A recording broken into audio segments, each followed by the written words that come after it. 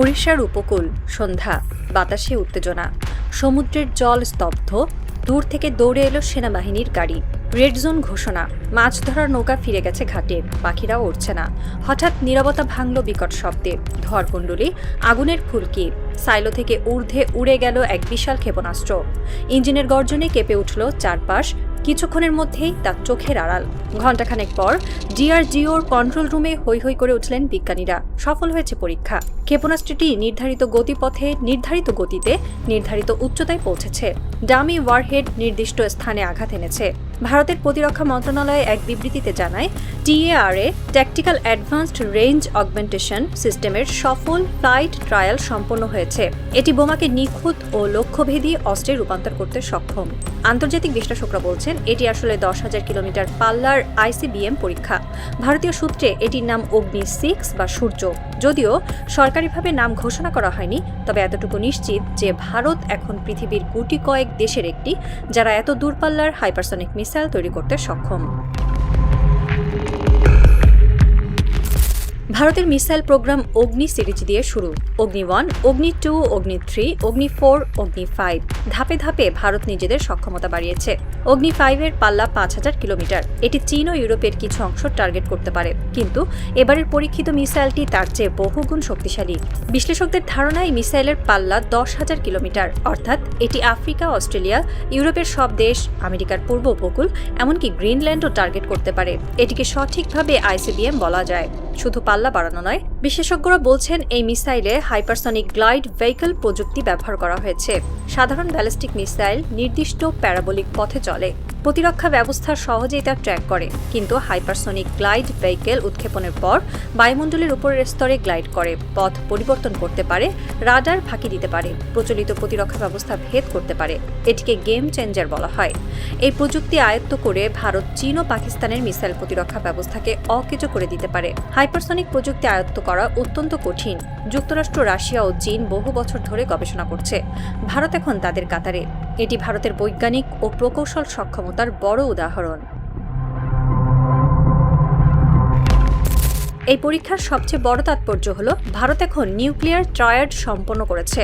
Land based missile, air based missile, Sukhoi, Rafale, Mirage ও sea based missile, submarine থেকে তাড়িয়ে ভারতের হাতে পরিপূর্ণ পারমাণবিক সক্ষমতা রয়েছে। আইসিবিএম পরীক্ষার মাধ্যমে ভারতের স্পষ্ট বার্তা দিয়েছে, যদি ভারতের ভূখণ্ডে কেউ আক্রমণ করে, ভারত মহাদেশের ওপারেও সেই দেশের শহর ধ্বংস করতে পারে। এটি নিউক্লিয়ার ডিটারেন্স বা দ্বিতীয় আঘাতের সক্ষমতা নামে পরিচিত। এর সঙ্গে যুক্ত হয়েছে হাইপারসনিক প্রযুক্তি, যা এই প্রতিরোধকে আরও শক্তিশালী করেছে। এই পরীক্ষার পর চীন ও পাকিস্তানের অবস্থান কি হবে? চীন ইতিমধ্যেই নিজস্ব হাইপারসনিক ও আইসিবিএম প্রযুক্তি নিয়ে গর্ব করে। ভারতের এই অগ্রগতি তাদের অস্বস্তি দেবে। পাকিস্তানের 750 কিলোমিটার পাল্লার ক্রুজ মিসাইল বাবুর পরীক্ষা ভারতের মোকাবেলায় যথেষ্ট নয়। পাকিস্তানের আইসিবিএম নেই, ফলে ভারত চীন ও পাকিস্তানের ওপর নতুন করে চাপ সৃষ্টি করবে। কূটনৈতিক মহলে গুঞ্জন, পাকিস্তান ইতিমধ্যেই চীনের কাছে J-35 স্টেলথ ফাইটার ও লং রেঞ্জ মিসাইল চেয়েছে। ভারতের এই সাফল্যে আতঙ্কিত হয়ে পাকিস্তান চীনের সহায়তা নিতে পারে। ভারতের মতো পাকিস্তানের পারমাণবিক সক্ষমতা সীমিত। তাদের আবাবিল মিসাইলের পাল্লা 2200 কিলোমিটার। চীনের সহায়তায় তারা বাবুর 3 সাবমেরিন লঞ্চড ক্রুজ মিসাইল তৈরি করেছে। তবে ভারতের আইসিবিএম এর সামনে পাকিস্তানের বর্তমান তেমন কিছুই নেই। তাই পাকিস্তান J-35 নিয়ে আশাবাদী। গুঞ্জন, চীন পাকিস্তানকে সেনজাং J-35 পঞ্চম প্রজন্মের স্টেলথ ফাইটার দিচ্ছে। এটি অদৃশ্য রাডার, উন্নত বৈদ্যুতিক বা উইপন, লং রেঞ্জ বায়ু থেকে বায়ু ও বায়ু থেকে ভূপৃষ্ঠ মিসাইল বহন করতে পারে। ভারতের বর্তমান যুদ্ধবিমান রাফেল, সুখোই, মিগ-29, মিরাজ 2000 চতুর্থ প্রজন্মের, পঞ্চম প্রজন্মের বিমান নেই। পাকিস্তানের হাতে J-35 ভারতের আকাশ প্রতিরক্ষার জন্য বড় চ্যালেঞ্জ হবে, কারণ J-35 চীনের কিল চেইন বা যুদ্ধ নেটওয়ার্কের সঙ্গে যুক্ত। তথ্য আদান প্রদান দ্রুত ও নিখুঁত, ক্রুশিয়াল টার্গেটে আঘাত আনতে পারে। ভারতের S-400 প্রতিরক্ষা ব্যবস্থা পঞ্চম প্রজন্মের বিমান শনাক্ত করতে পারবে কিনা তার সন্দেহজনক। পাকিস্তান চলতি বছরের শেষের দিকে প্রথম J-35 পাবে। এই সময় ভারতীয় বিমান বাহিনীর জন্যই বড় পরীক্ষা। তারা অবিলম্বে পঞ্চম প্রজন্মের বিমান কিনতে ব্যর্থ হলে আকাশের শ্রেষ্ঠত্ব হারানোর আশঙ্কা।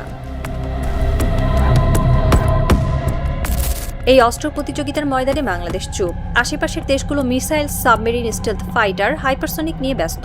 বাংলাদেশের বাজেট সামান্য।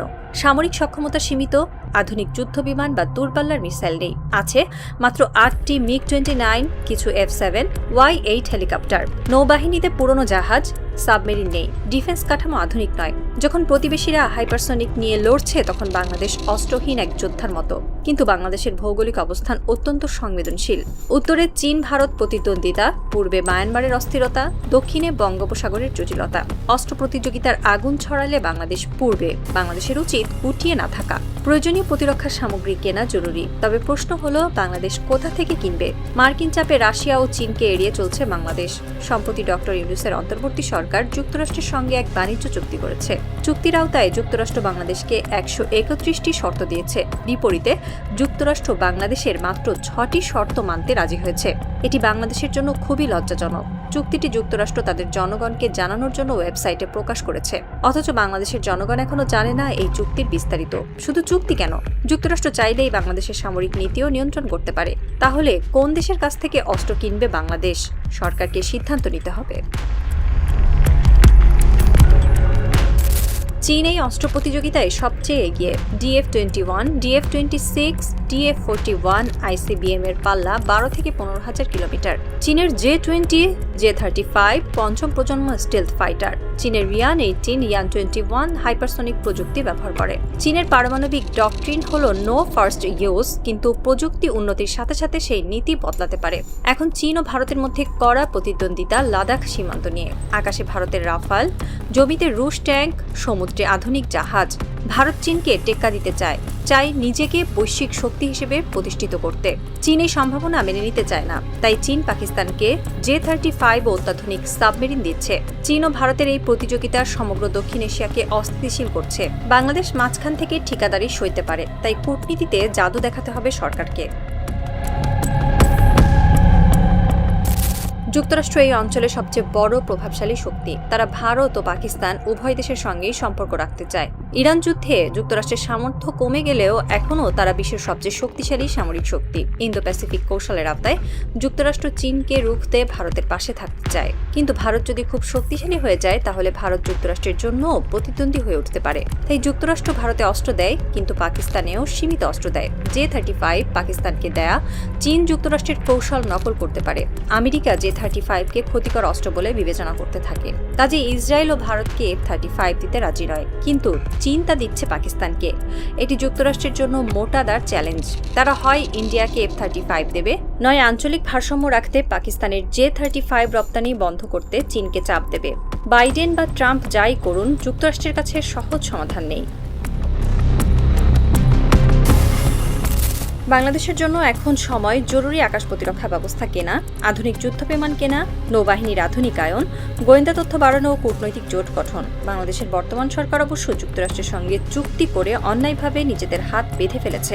যুক্তরাষ্ট্রের অনুমতি ছাড়া তারা চীন বা রাশিয়ার কাছ থেকে অস্ত্র কিনতে পারবে না। আর যুক্তরাষ্ট্র কি দক্ষিণ এশিয়ায় অস্ত্র প্রতিযোগিতায় বাংলাদেশকে জড়াতে চায়? তারা চায় না, কিন্তু বাংলাদেশ যদি একা ও অরক্ষিত থাকে তাহলে ভবিষ্যতে বড় বিপদ আসবে। ওড়িশার আকাশে যখন অগ্নি-6 10,000 কিলোমিটার পাড়ি দিয়ে ডামি ওয়ারহেড ফেলে, আর পাকিস্তানের সীমান্তে যখন J-35 স্টেলথ ফাইটার অপেক্ষা করে, ঠিক সেই সময় বাংলাদেশের রাজধানীতে বসে আছেন সংবিধান বিশেষজ্ঞরা। টেবিলের ওপর রাখা সংবিধানের খসড়া। কোন শব্দটা রাখবো, কোন শব্দটা বাদ দেব, কোন অনুচ্ছেদটা সংযোজন করব, কোনটা বাতিল করব, এই নিয়ে চলছে আলোচনা।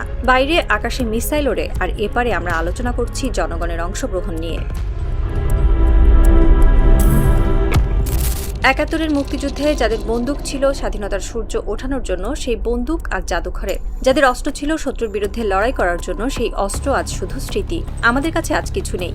নেই আধুনিক সুপারসনিক ক্রুজ মিসাইল, নেই পঞ্চম প্রজন্মের স্টিলথ ফাইটার, নেই হাইপারসনিক গ্লাইড ভেহিকেল, নেই ICBM, নেই AIP সাবমেরিন, নেই DF-21, নেই J-35, নেই অগ্নি-6, নেই খোরামশার 5। আমাদের নেই 10,000 কিলোমিটার পাল্লার ক্ষেপণাস্ত্র, নেই আকাশে ঢাল, নেই পানির নিচে প্রহরা, নেই সীমান্তে থার্ড মিসাইল ডিফেন্স, নেই স্যাটেলাইট নজরদারি, নেই সাইবার কমান্ড। আমরা খালি হাতে দাঁড়িয়ে। আমাদের কাছে আছে শুধু স্বাধীনতার একটা কাগজ, সংবিধানের একটা খসড়া, যেখানে লেখা আছে জনগণই ক্ষমতার উৎস, সকল নাগরিক সমান, মৌলিক অধিকার নিশ্চিত, রাষ্ট্র পরিচালিত হবে গণতন্ত্রের ভিত্তিতে।